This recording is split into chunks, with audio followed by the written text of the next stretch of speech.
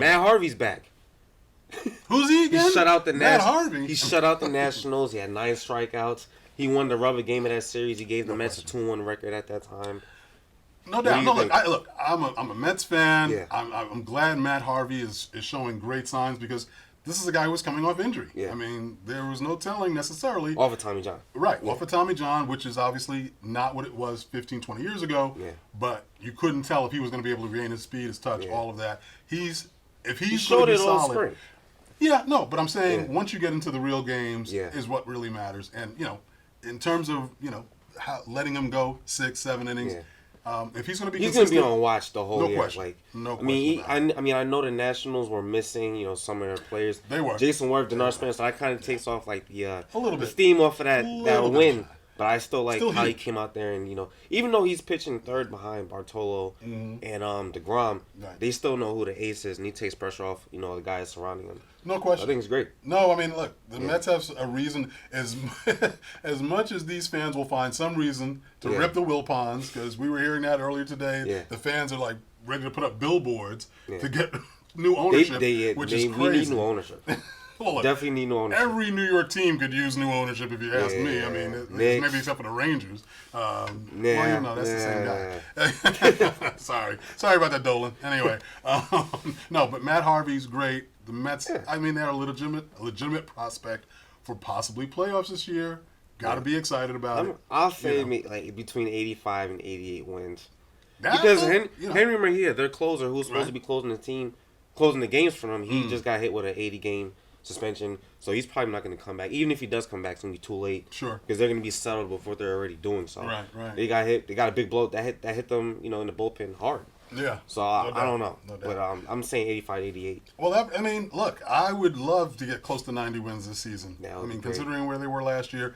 And that, who knows? I mean, Atlanta may not be the juggernaut. Washington, you got to wait till those guys get back to see where they're going to fall out. The Mets may be good with, 80 to 90 wins. Yeah. Anyway, hopefully, let's talk about your boy, A-Rod. It's not my boy. He's not even on my team. He's the face of New York baseball. Yeah, I mean, all right, he's started off well. He's hitting well, but he's 5 home runs away from tying Willie Mays' 660 which is sacrilegious. That's amazing. Yeah. But honestly, with him coming back, it doesn't even feel like he has. Like, I don't see that cloud, that dark cloud of, like... They're giving him standing ovations. I mean, they're cheering him on. The fans are welcoming him back like he's a new player or whatever. And he's performing, though. That's the thing. I think that's what will win the hearts. No question. If he's performing. But do you think baseball should celebrate it if it happens? Well, the problem is they've been dealing with this situation all along, whether it's been, Barry Bonds, my favorite player, the other... The St. Louis guy who... Mark McGwire? Yeah, Mark McGwire. Yeah. All of those records that were celebrated and broken, baseball's going to have to own up to the fact that the owners are going to have to take some responsibility. Everybody keeps talking about keeping these guys at the Hall of Fame. Yeah. All of this nonsense around the players. These owners were endorsing all of that activity to get the balls out of the park and bring the fans in. And now all of a sudden, what they were taking? I mean, it's like the guy in Casablanca. There's gambling going on in this place. I mean, it's ridiculous. Yeah. These guys were taking drugs right under your nose. See, they knew the deal. For me, it is bad to cheat. I think it's bad. But even the fans don't care. Even if you cheat, you still got to put the work in, and you still have to hit the home runs too. So it's a double. No, it's not even a double standard because the bottom line is, if you take those enhancing drugs.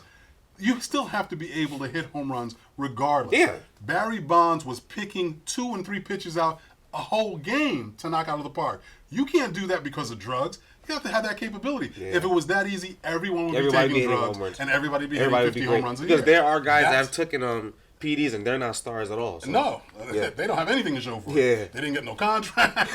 They just got... Might not even be in the league anymore. I mean, their muscles might have just fell off or something. But but the sad part is that they keep trying to make it sound like, if Barry Bonds or, now Mark McGwire was never a hitter for average. Yeah. He was a home run hitter.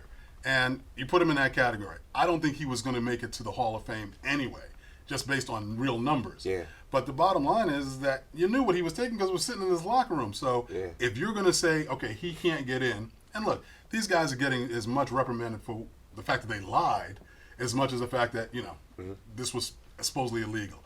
Yeah, I mean, as far as I'm concerned, Willie Mays is still the guy.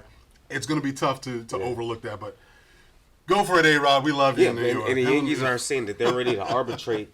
They're ready to arbitrate the milestone when it does happen because they don't want to pay the extra $6 million that was in the original contract fee hit that record. So as if Brian Cashman didn't know.